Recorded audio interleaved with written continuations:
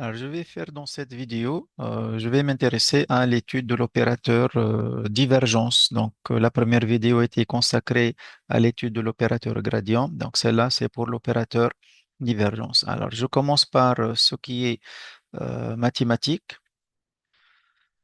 Alors, toujours, je vais, comme je l'ai défini dans le cas de l'opérateur gradient, donc l'opérateur nabla, c'est l'opérateur d sur dx, d sur dy, d sur dz.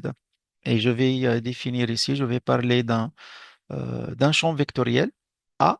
Bon, le A, il pourrait être en électromagnétisme, par exemple, le champ électrique, le champ magnétique. D'accord? En coordonnées cartésiennes, le vecteur A, il présente trois composantes, AX, AY, AZ, d'accord? En notation verticale, d'accord? Voilà, en notation horizontale, donc voilà le champ vectoriel. En notation horizontale, il possède trois composantes AX portées par UX, AY portées par UY et AZ portées par UZ. Alors là, il faut faire vraiment attention aux indices et aux symboles ici. Alors là, lorsque je dis entre parenthèses X, Y, Z, c'est-à-dire c'est la dépendance. Par contre, l'indice ici, AX, c'est pour dire que c'est la composante suivant X. Ici, AY, c'est la composante du vecteur suivant Y. AZ, hein, les indices ici, le AZ, c'est la composante suivant Z. Les variables X, Y, Z, ce sont les variables que peut dépendre chaque composante. D'accord? Voilà. Alors maintenant, comment définir l'opérateur divergent? C'est à partir toujours de l'opérateur nabla. Tout simplement, la divergence d'un champ vectoriel A, c'est égal nabla scalaire A. D'accord? Alors si j'effectue le produit scalaire nabla, voilà le vecteur A aussi. Le produit scalaire, c'est première composante fois première, plus deuxième fois deuxième, plus troisième fois troisième. Donc c'est d de ax sur dx, plus d de ay sur dy, plus d de az sur dz. Donc, c'est la dérivée de la première composante par rapport à x, plus la dérivée de la deuxième composante y par rapport à y, plus la dérivée de la troisième composante z par rapport à z. D'accord? Donc, voilà comment faire le calcul de la divergence d'un vecteur euh, qui possède trois composantes ax, ay, az. Alors, le résultat qu'on obtient ici, c'est un, d'accord? Donc ça, c'est un scalaire, d'accord? Et là, c'est un vecteur. Donc la divergence, hein, le résultat, c'est un scalaire. Donc on dit que l'opérateur divergence, c'est un opérateur scalaire. Mais qui agit sur quoi? On parle de divergence de quoi? On parle de divergence d'un vecteur. Donc la divergence, c'est un opérateur scalaire, puisque le résultat, c'est un scalaire, mais qui agit sur un vecteur. D'accord? Donc voilà, attention à ça. Alors, kiff, je peux le donner en coordonnées cylindriques ou alors en coordonnées sphériques. D'accord? Donc, si je prends un vecteur A exprimé en coordonnées cylindriques, le vecteur A, il possède a priori trois composantes. Une composante ρ suivant uρ, une composante Aθ suivant Uθ et une composante AZ suivant UZ. Et bien sûr, chaque composante, elle peut dépendre des trois variable a priori. Alors, voilà l'expression de la divergence du vecteur A. Donc, comme je l'ai dit lorsque j'ai parlé de l'opérateur gradient, l'opérateur nabla n'a pas d'expression en coordonnées cylindriques ou elle aussi en coordonnées sphériques. Donc, ne cherchez pas à chercher un opérateur nabla pour faire un produit scalaire.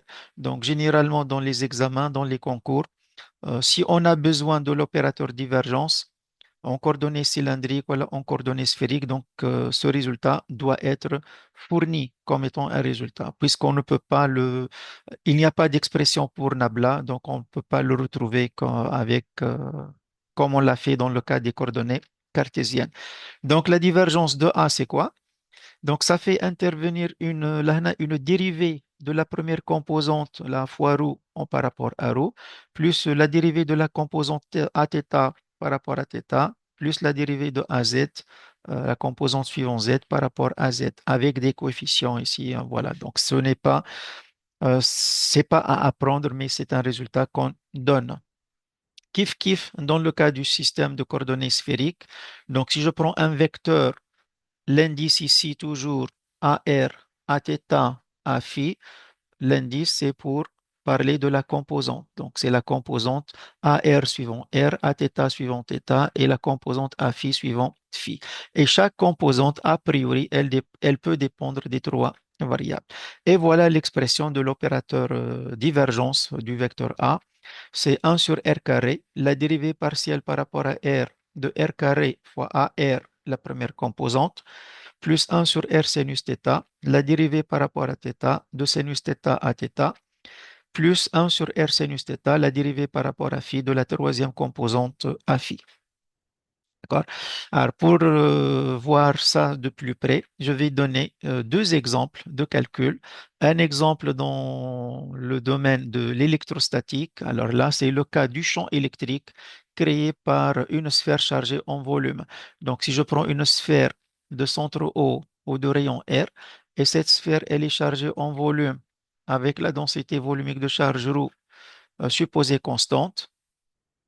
Alors là, je rappelle de façon générale un champ électrique, par exemple, en coordonnées là, bien sûr, puisque la distribution, c'est une distribution de charge qui présente une symétrie sphérique.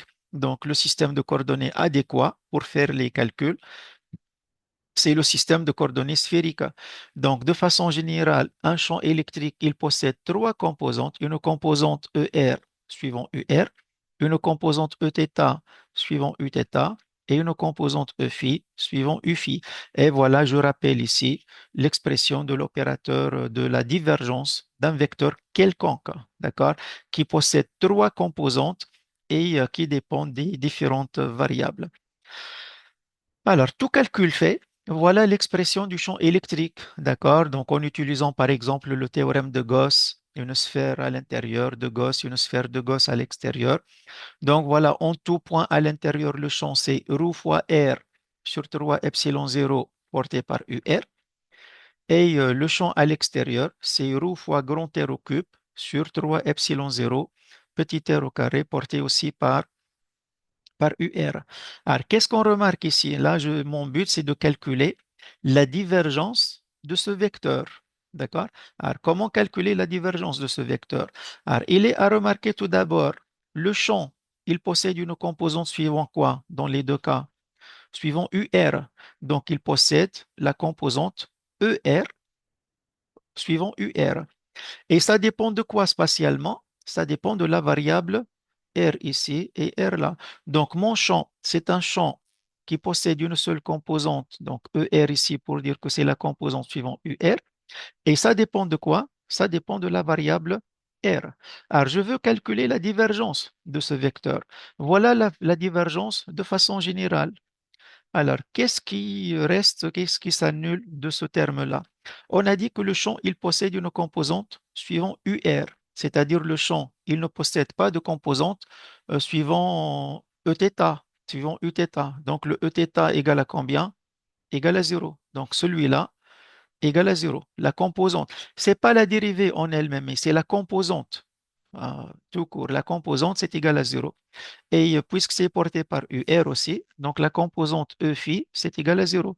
Donc aussi ça égal à 0. C'est pas parce qu'il ne dépend pas de phi, mais c'est parce que ça n'a même pas de composante, ni suivant θ, ni suivant phi.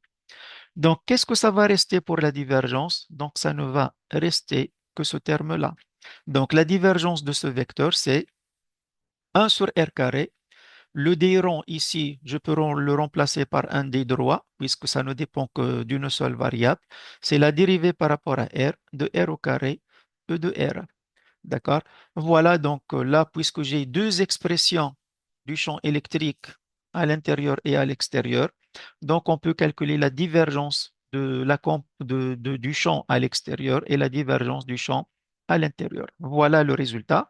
Donc voilà, il suffit de faire le calcul. C'est 1 sur R carré, la dérivée par rapport à R de quoi? De R carré fois ER. Avec ER à l'intérieur, le voilà. Donc il suffit R carré fois R, c'est R au cube. D'accord? Voilà, ça donne quoi ici?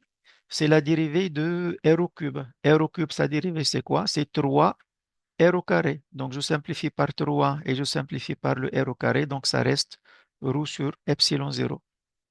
Pour le champ à l'extérieur, c'est toujours ça la définition de la divergence, l'expression de la divergence. Donc, r au carré fois e de r. Là, r au carré fois r au carré, ça se simplifie. Donc, ça reste ρ fois r au cube sur 3 epsilon 0. Sa dérivée par rapport à r, c'est égal à 0 puisque cette quantité-là, c'est une constante. Donc, la divergence du vecteur euh, à l'extérieur, c'est égal à 0. Bon, là, on retrouve en fait un résultat, d'accord, qui est tout à fait général, d'accord. Donc là, à l'intérieur, on a une charge de densité volumique ρ. En chaque point à l'intérieur, on trouve la forme locale du théorème de Gauss. Divergence de E est égale ρ sur epsilon 0. Là, on a vérifié ce résultat pour cette sphère chargée en volume. En réalité, ce résultat, il est toujours vrai, quelle que soit la forme de la distribution de charge. Et en tout point à l'extérieur, puisque ρ est égal à 0, donc voilà, la divergence, c'est égal à 0. Donc c'est dans une région vide de charge, ρ c'est égal à 0 et on retrouve un résultat qui est toujours en fait vérifié. Alors ça, c'est un exemple de calcul en électrostatique. Là, je vais donner un autre exemple dans le domaine de la magnétostatique. Alors, la distribution que je vais prendre, le système que je vais prendre, c'est un cylindre supposé infini, parcouru par un courant axial de densité volumique J uniforme porté par, donc c'est un J UZ, c'est un vecteur uniforme. Alors, tout calcul fait, euh, le champ magnétique en utilisant par exemple le théorème d'Ampère. Donc voilà l'expression du champ magnétique en tout point à l'intérieur et l'expression du champ magnétique en tout point à l'extérieur obtenue, tout calcul fait, hein, par exemple en utilisant le théorème d'Ampère. Bon, notre but ici, c'est pas ce calcul, mais la manipulation de l'opérateur divergence. Alors, je rappelle une autre fois de façon générale, si j'ai un champ qui possède une composante suivant Uro, une composante suivant Uθ et une composante suivant UZ, donc je rappelle que les indices ici, c'est pour dire que c'est la composante suivant la direction Uro ou la Uθ ou la UZ. Et ces composantes, a priori, ils peuvent dépendre des trois variables. Et voilà, je rappelle aussi l'expression de la divergence d'un vecteur en toute généralité en coordonnées cylindriques. D'accord? Alors, je vais appliquer cet opérateur dans notre situation. Alors, dans notre situation, qu'est-ce qu'on a? Ça, c'est pour un vecteur qui présente trois composantes, qui varient en fonction des trois variables. Mais dans notre situation, notre champ en un point M de l'espace, que ce soit à l'intérieur ou à l'extérieur, il est porté par quoi? Il est porté dans les deux cas par Uθ. Donc la composante qu'on a ici, c'est une composante Bθ, qui dépend de quoi? De quelle variable spatiale? Il ne dépend que de ρ. Donc c'est un Bθ de ρ porté par Uθ. Donc c'est la composante suivant Uθ. Donc notre champ, il est porté par Uθ et ne dépend que de ρ. Alors, je vais appliquer la divergence à ce vecteur. Voilà, hein, je l'écris ici. Donc, le champ, c'est un Bθ suivant Uθ et qui ne dépend que de ρ. Donc, qu'est-ce qu'on a? Hein, comment se simplifie cette expression maintenant? On a uniquement la composante suivant θ. Donc, est-ce qu'on a une composante suivant z? Non, c'est égal à 0. Ce n'est pas la dérivée qui est égale à 0 en elle-même, mais c'est la composante bz égale à 0. On n'a pas de bz. Kif kif, le champ est porté par Uθ, donc on n'a pas de bρ. Donc, qu'est-ce qui va rester dans l'expression de la divergence? Donc, uniquement ce terme-là. Donc, la divergence de ce vecteur, c'est la dérivée qui fait intervenir quoi? C'est la dérivée de la composante Bθ par rapport à θ. Or, notre champ, il ne dépend que de quoi? Il ne dépend que de ρ. Donc, est-ce qu'il a une dérivée par rapport à θ? Non. Donc, dans les deux cas, la dérivée de la composante par rapport à θ est égale à 0. Donc, dans les deux cas, divergence de B, c'est égal à 0. Et ceci, c'est un résultat qui est toujours vrai, d'accord? Pour n'importe quel champ magnétique, là, on l'a trouvé dans le cas du cylindre. En réalité, ce résultat, il est toujours vrai et ça constitue l'équation de Maxwell-Thomson ou l'équation locale de Maxwell-Flux. Donc, toujours, on a div B est égal à 0. Donc voilà, ici, j'ai défini l'opérateur divergence, comment faire le calcul en coordonnées cartésiennes, et j'ai donné deux exemples, l'un pour le champ électrique en coordonnées sphériques et l'autre pour le champ magnétique en coordonnées cylindriques. Donc la prochaine vidéo, elle va porter sur l'opérateur rotationnel. Donc voilà, attendez la prochaine vidéo.